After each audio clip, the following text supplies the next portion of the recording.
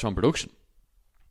But here to save the day is Mr. Arnold Schwarzenegger. Because what did he teach us? To lift heavy. We need to lift heavy things. We need our muscle. We need a reason for our muscle to stick around. If it's not getting that stimulation and stress, it's going to say, bye-bye, I'm off. And it's going to atrophy. You want big muscles. You want to be the man. You want to have a great physique. You want to be someone respects. I've had many occasions over the course in the last 2 years when I've gotten in shape. People look at me different. They respect me differently. I get more attention and attraction from women when you take your top off, or even when you're walking around. It's just it's so straightforward, and it's built into our primal brain. This is what we seek. Anyway, listen heavy. It's very clear the best exercise you can do for producing more testosterone is lifting heavy weights. So when you lift heavy, you trigger your body to increase strength and muscle growth. Growth. It's all about growth. One of the key hormones that powers that all is testosterone, like I've mentioned before. So when you're lifting heavy weights, you actually increase testosterone, like I mentioned. So I'd recommend lifting heavy weights 3 times a week. 3 times a week I think is enough. Even if you got 2 lifts in, that's enough. And in and around 2 to 3 times. I'm actually training a bit more at the moment. I'm kind of on 3 to 4, which is almost considered overtraining. So you need to be aware of it. You need to understand how your body feels as well. But I definitely recommend at least twice a week. There's Arnold doing a few bicep curls, looking jacked, right? So quickly on to run through this, right? So focus on compound lifts, 5 to 10 reps, no more than that. You don't want to go past 10 reps because it's almost cardio, right? Long rest periods and push hard. You want to be struggling with the last few reps, struggling as you're pushing them up there. So this is just a rough plan that I've taken from online. So Monday, a couple of sets of incline presses. So incline is going to work the upper chest, create that plate of armor across your chest. A couple of sets of weighted dips, very important.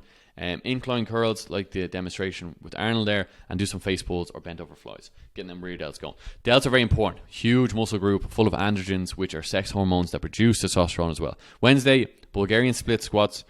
I also like to use the leg press in the machine.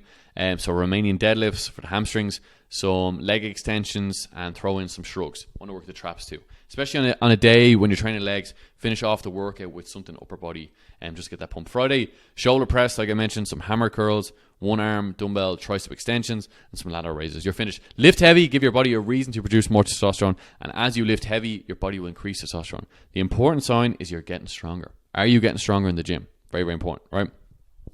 Let's run through this. If you try and train too much, do too many sets, too much volume in the gym, and do too much, it's a bad sign.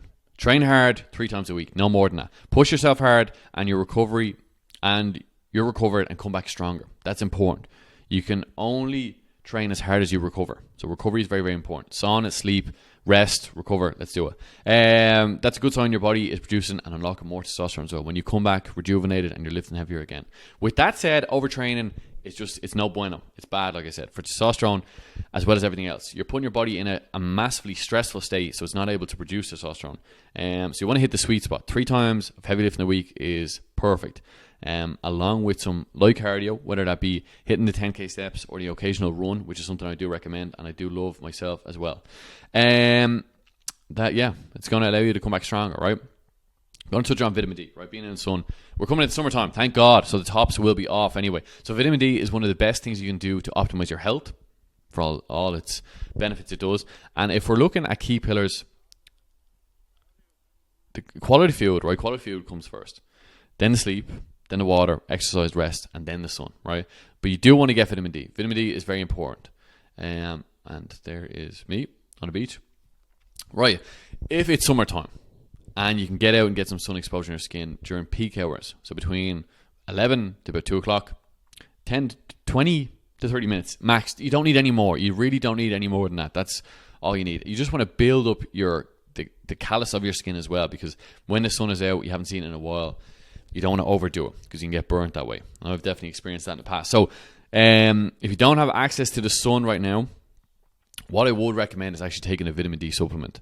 And if you're going to take them, there's something you want to have with it, which is K2. So vitamin D and vitamin K2, because they work together. And this will help pull calcium into your bones and teeth, which is essential for how you look and your vitality as well. So vitamin D is also good for testosterone, strength and power recovery, and lowers inflammation.